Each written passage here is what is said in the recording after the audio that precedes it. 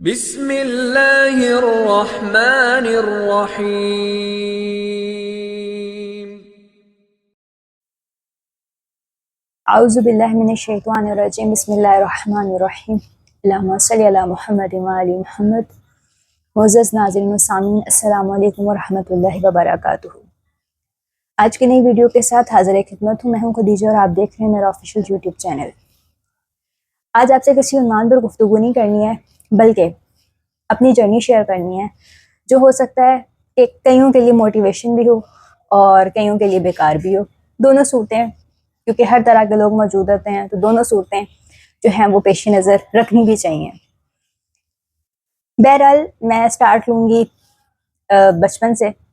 बचपन में सिर्फ हमें पहले कुरान मजीद की तालीम दी गई थी, ठीक है। उसके बाद हम थोड़े से बड़े हुए तो हमें बुनियादी अहकाम सिखाए गए। बुनियादी अहकाम से मुराद आप ये ले लें कि हमें जो घर में मौजूद नमाज जाफिया है ना, हमारे घर सब्ज़ रंग की नमाज जाफिया अभी भी मौजूद है, वो पढ़ाई गई मिनवन। उसमें मेरे ख्याल में सिर्फ एक शकियात नमाज मैंने छोड़े थे, इसके अलावा मैंने उसको सारी को रटा था। इस तरीके से उसको याद करने के बाद जो है हमें कहा गया कि बस आप लोगों ने जो है वो दीन इतना सीख लिया है, ठीक है, मजालिस पे जाओ, सारा कुछ करो, महफिल का इनकाद करो, लेकिन बस इतना काफ़ी है, अपनी स्टडीज़ पे फोकस करो, और अगर बहुत ज़्यादा शौक है दीन सीखने का तो मदरसे में चले जाओ। बहरहाल मदरसों के बाद से शुरू से ही अल्लाह जाने क्या था कि मैं कहती थी नहीं, आप रहने दे। तो ये चीज़ें चलती रहीं। इसके साथ जो है वो मैट्रिक में मुझे लैपटॉप मैसर आया। लैपटॉप के आते ही मैंने काफ़ी ज़्यादा जो है वो PDF में इस्लामिक बुक्स डाउनलोड की। उनमें मिक्सचर था, कुछ किताबें ऐसी थी कि जो पढ़ के मुझे लगता था कि ये किसी शिया ने नहीं लिखी, क्योंकि हमारा सारा जो कॉन्सेप्ट था या जो चीज़ें भी बनी हुई थी वो मुजालिस बेस्ड थी। बज़ाहिर हम किसी ज़ाकरों को सुनने नहीं जाते थे, अमामा पोशों को सुनने जाते थे, लेकिन उनकी बात पे भी यही कहा जाता था कि बस वो कह रहा है ना तो ठीक कह रहा होगा। हमें सोचने, समझने, तफक्कुर और इस चीज़ों की ना आदत थी।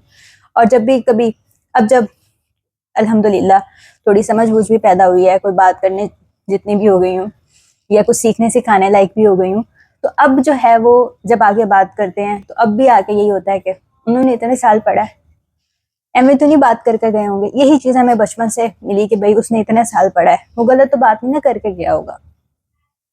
अगर उसने कोई रेफरेंस दिया तो गलत थोड़ी ना दिया होगा, अगर उसने ऐसी बात किया तो गलत तो नहीं की होगी। ये चीज़ें थी जिनके साथ हम चल रहे थे। बहरहाल वो किताबें पढ़ने के बाद मेरा मज़ीद दिमाग ख़राब हुआ।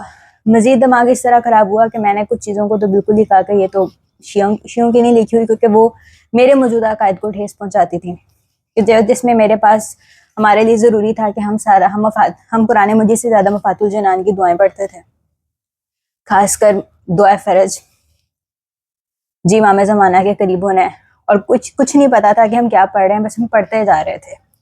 ये चीज़ें थी। इसी तरीके से FSC भी हो गई। FSC के बाद मेरे पास स्पेयर टाइम था, जब तक यूनिवर्सिटीज़ के एडमिशन्स ओपन होने थे, मैं घर में फ्री थी, और उन्हीं दिनों में और उसी टाइम पे हमें घर में मोबाइल भी मैसर आया, टच मोबाइल। अब उन दिनों में मैंने इस्लामिक ग्रुप्स ज्वाइन किए। वहाँ पे मैंने एक ग्रुप ज्वाइन किया इस्लाही शिया के नाम पे, जो किबला अबू इब्राहिम आगा अली रूहानी साहब का था, और उसी ग्रुप के ज़रिए मेरी इनसे शनासाई भी हुई थी। वो ग्रुप ज्वाइन करने के बाद कुछ अरसे में मैं ग्रुप एडमिन भी बन गई, और जब मुझे आगा के अकायद व नज़रियात पता चले तो मैंने कहा कि लो, ये बंदा शिया तो नहीं हो सकता, पता नहीं क्या है।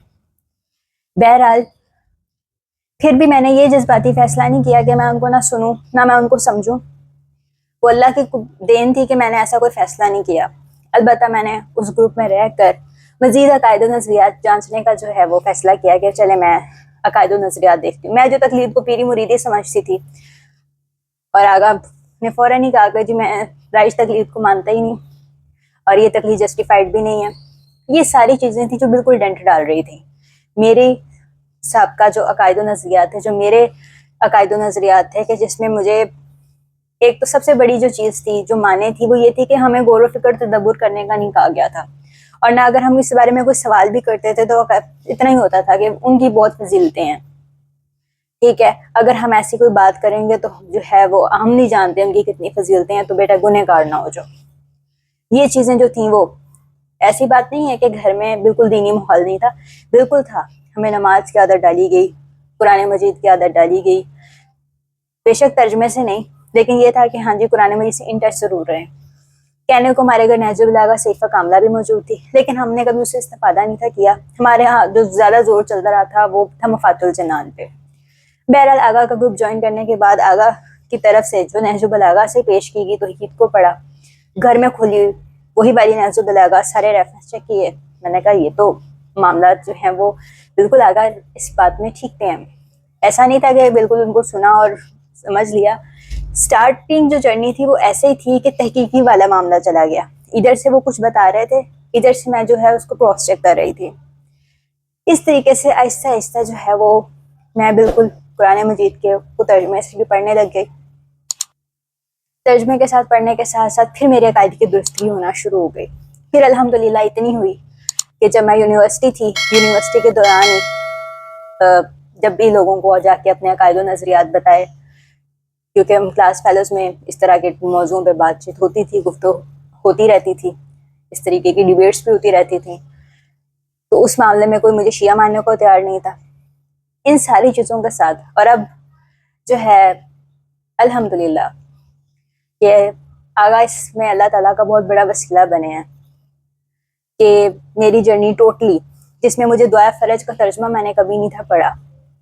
मैंने सिर्फ सवाल किया था, मुझे याद है कि दुआ फरज पढ़ना जायज़ है, तो उन्होंने कहा था तर्जमा पढ़ लो। आगा ने मुझे जवाब दिया था कि तर्जमा पढ़ लो उसका। मैंने तर्जमा पढ़ा, तर्जमा पढ़ के मेरे रोंगटे खड़े हो गए कि यार मैं क्या चीज़ पढ़ती रही हूँ सारी ज़िंदगी। उसके बाद से मैंने कभी नहीं उसको पढ़ा। इसके अलावा साथ साथ काफ़ी चीज़ें थी जिसको मैं क्रॉस चेक भी कर रही थी, जिन चीज़ों के बारे में फिर मेरे जहन में सवाल भी आता था कि मैं ये काम कर रही हूँ तो क्या ये चीज़ ठीक है। फिर कुरान मजीद को तर्जमा से पढ़ने के बाद चीज़ें मज़ीद वाज़ेह होती गई। नहजुल बलागा को पढ़ा, फिर उसके बाद सहीफा कामला से भी इन टच हुई। बहुत ज़्यादा मेरा सहीफा कामला से इन टच वाला मामला नहीं रहा, लेकिन नहजुल बलागा से ज़्यादा रहा। इस तरीके से करके सारी चीज़ों को जब करती गई, आगा की रहनुमाई भी मिलती रही। ऐसा नहीं था वो बस रेफर कर देते थे इन चीज़ों को इस चीज़ के जाविये में जाके पढ़ लो। इन सारी चीज़ों की बदौलत हालांकि मेरी स्टडीज़ भी थी साथ साथ, लेकिन उसके साथ साथ अल्हम्दुलिल्लाह दीन का भी, दीनी अकायद भी मैं इस लेवल पर अल्हम्दुलिल्लाह आ गए कि चलें किसी के सामने अगर पेश करने हैं तो कुरान की अकीदा वो जो कुरान से मुताबिकत रखे, तो उस लेवल पर मैं आ गई थी। अभी अल्हम्दुलिल्लाह, शुक्र अल्हम्दुलिल्लाह, अल्लाह ताला ने बड़ा करम किया है और इसमें अल्लाह ताला सेहत है आगा को कि आगा का बुनियादी अहम और कलीदी किरदार है इस सब में, इस सारी ट्रांसफॉर्मेशन में और इस सारी चीज़ों में। और अब नतीजा ये है कि घर वालों के सामने हो या बाहर वालों के मुताबिक, सबके मुताबिक जो है वो मैं शियत छोड़ चुकी हुई हूँ और मैं जो है वो वहाबियत की तरफ गामजन हूँ। ये चीज़ें फिर जो है वो साथ साथ चलती हैं और वो आपको सहनी पड़ती हैं जब आपने उस घर में आँख खुली हो जो पहले भी शिया, वैसे ही हम बाय बर्थ भी शिया हों, ठीक है, और हमारी पेरेंट्स भी पहले से शिया हों, और उसके बाद शिया होने के बाद अब उनके दरमियान जो अकायद रास्ते हो चुके हैं उनको फिर जो है अगर आप कोई चैलेंज करें, चैलेंज तो नहीं लेकिन अगर आप उस हवाले से उनसे सिर्फ सवाल भी करें तो वो उसको चैलेंज समझते हैं, तौहीन समझते हैं, और वो ये समझते हैं कि हम जो हैं आइमा मासूमीन की फजीलत का इनकार हो रहा है। फौरी जो बात जाती है वो ये जाती है, और ये है कि अकीदत नहीं रही, मोहब्बत नहीं रही, और जी तुम्हारा दुनिया में भी कुछ नहीं बनना और आखिरत में भी कुछ नहीं बनना। तो ये सारी चीज़ें फिर ज़िंदगी के साथ साथ हैं।